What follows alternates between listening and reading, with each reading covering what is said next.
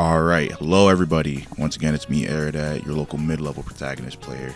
Back at it again with, I guess, this series, calling it Escaping from Mid-Level Hell. Trying out some new content things on YouTube. Hopefully it goes well. I just want to say, my intentions with this video series are not to, gas myself up or anything, or, anything across that nature. I still consider myself pretty much mid-level at fighting games, too. I just really want to get mid-level content out here for fighting games, since I think there's a severe lack of it on the YouTube space. And honestly, the more I make these videos, the more I realize that they're kind of for me, since I still consider myself mid-level, as I said before. And not only do I really love improving at fighting games, talking about improving at fighting games, it's really fun. I don't know, there's a lot of theory crafting that goes on, and so much that goes into the match, and so much that goes into every aspect of trying to get better at fighting games. So I just want to share that with people, share my knowledge, share my experiences, and share my thoughts, get a discussion going. So that's all I'm really here to do. So with that, we will now get into the video. So today's topic is going to be about mind games and fighting games, and how we want to define them and understand them. Because honestly, as great as YouTube tutorials, Dust Loop, any other resources are getting you started at fighting games on a mechanical level, no one really talks about, that mental layer to fighting games that I think is really the most interesting part, but also kind of the hardest to understand. So I'm gonna take a crack at it for myself. Once again, this is just me trying to make an attempt at it, so we'll see where we go from here. But first things first, we gotta start with, what is the mind games in fighting games? Mind games to me are that mental struggle between two players in a match that are both aware of each other's options in a given scenario. Because of the nature of fighting games, it's actually kind of simple, at least in my opinion, to isolate these scenarios and evaluate the mind game that could have taken place there. Especially in games with good replay systems such as Tekken 8 and Unity 2. Seriously, shout out to those games for having such an amazing feature, especially on launch. At that same time though, because of how nuanced fighting games interactions can be, there is a shit ton, I really mean it, many different outcomes depending on the two characters picked, the two players involved. Hell, for some games, even a stage picked can evolve the mind game even further. But that's besides the point. One last thing about defining mind games is the term we use to signify the actions taken in these scenarios, right? That term is RPS, standing of course for rock, paper, scissors. We all know full well how the game works in our world, but what about the world of fighting games? Well, be patient, I'm about to get to that. I've still got one more thing I need to highlight interactions in RPS and fighting games, and that's risk reward and how it constantly skews and shifts during a match. I don't need to explain what risk reward is, so I'm going to talk about why it's important for fighting games and by extension the mind games. By this point, you already know what fighting games are somewhat in an information war, right? If you know more than your opponent about certain tactics, strings, or options that either your character or their character has, you have a massive advantage going into the next match. But then, what happens if both players assumedly have the same amount of information going into the match? Well, beyond the obvious strategy of catching on to each other's bad habits and whatnot, what happens is a very layered game of RPS between the two players using data gained from past interactions, where risk reward comes in. It constantly influences whether or not the two players throw either rock, paper, or scissors. To keep things simple, because I could honestly yap about this all day, we're going to see the risk part of this as how much health do I lose if I'm wrong, and the reward part of this as how much health do they lose if I'm right. So now that we have a simple enough definition for mind games, let's start talking about how to use and develop them by simply analyzing a very common case for mind games, strike throw. Alrighty, so let's take note of the situation here. Both me and Thanthus. By the way, this is Thanthus. He's been beating my ass at locals ever since I came into the scene. He's also the main CEO of my locals, has been running ever since too. He's a GOAT. Both me and Thanthus are in a one-step scenario. Anything and everything will kill for either of us. Taking note of the resources, I barely have any meter to work with, while old boy Thanthus got a full stick of butter in the fridge waiting for him. On top of that, while we both have overdrive, full description on screen if y'all don't know what that is by the way, it is a lot scarier if Thanthus uses it, because in CF you can use your overdrive as a guard cancel or a reactionary check to moves with high recovery such as by overheads or throws.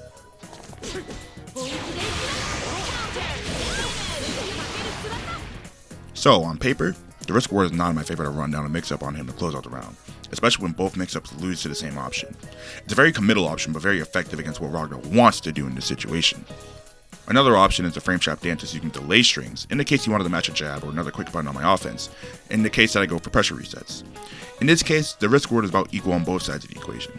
Assuming neither of us spend the burst upon getting hit, if I land a frame trap, I win. If he lands a mash, he wins.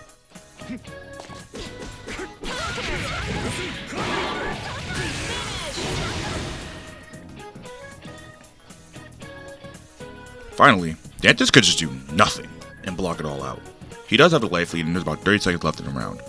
While it is a scary as hell option, because he'd slowly be relying on his reactions and patience against blaze pressure, but if he were to commit to this, it's on me to open him up some way, somehow. However, I could also respond with my previously mentioned pressure resets.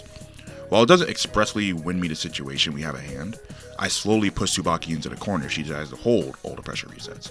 With better positioning, less room to move around, not only does Ragna's pressure get better with a use of 6D, a built-in 50-50 pressure reset, his ability to punish Tsubaki's attempts at escaping the corners, with normals such as 5B, 2B, and JA, they're really good at doing that.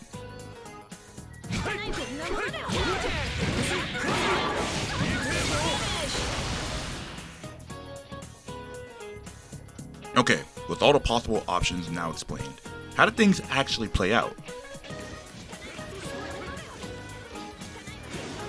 The stagger caught the run forward, didn't believe.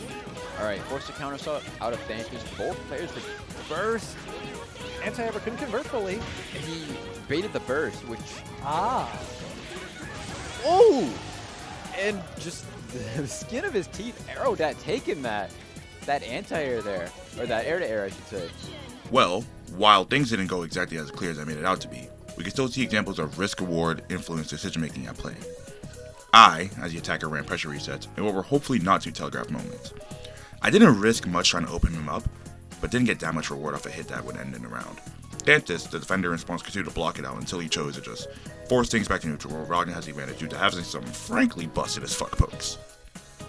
Hey guys, Airdan post here. Arrow post? Post for that? Arrow edit? Whatever. Y'all get the point. But something I wanted to clarify is that RPS exists in every stage of fighting games, not just offensive interactions like that. If you're the defender, of course, what you represent on defense is something that the attacker has to account for whenever they can. And, you know, I thought I kind of implied that with the explanation I had earlier, but I didn't really make it that clear, so I just wanted to clarify things right here. Shit, there's even like neutral RPS in fighting games where, of course, you send out a poke and I whiff punish it, or, you know, maybe instead of sending out that poke, I jump here, or I backdash here, I move around here. We're both moving, bobbing, and weaving with each other, so there's always like throwing rock, paper, and scissors within the neutral. But that's a lot harder to explain, and that's something you kind of learn with time, the neutral RPS. But I cannot stress enough how far RPS goes within every fighting game, you know? Some way I like to describe RPS in fighting games, just, you know, quick, simple, and short, is that, like, it's always present and you're always playing it. Fighting games are just a very flashy version of RPS, except the gun option is also there sometimes.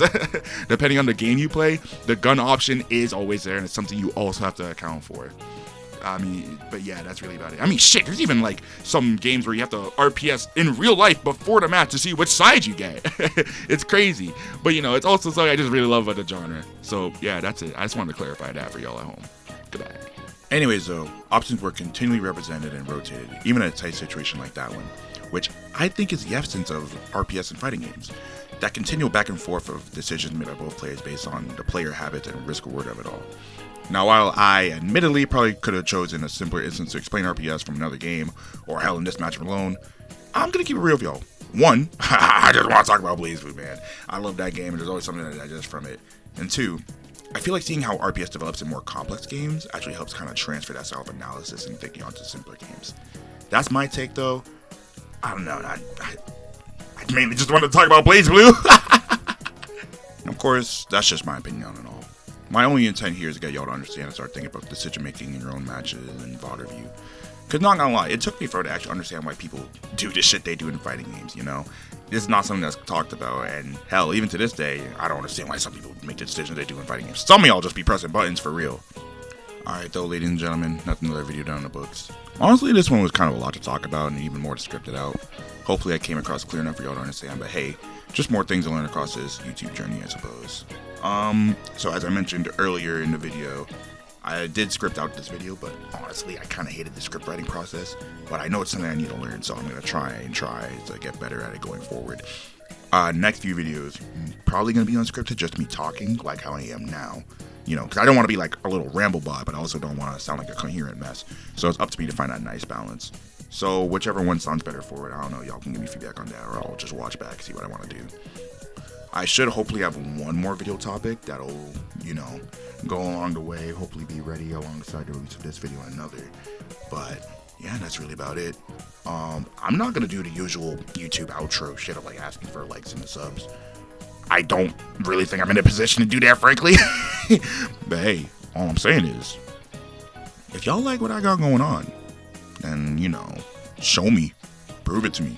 Prove your worth. Prove that I'm doing good. Prove my need for self-validation. But, you know, whatever. Thanks for listening to me again. I'll be seeing you. Thanks.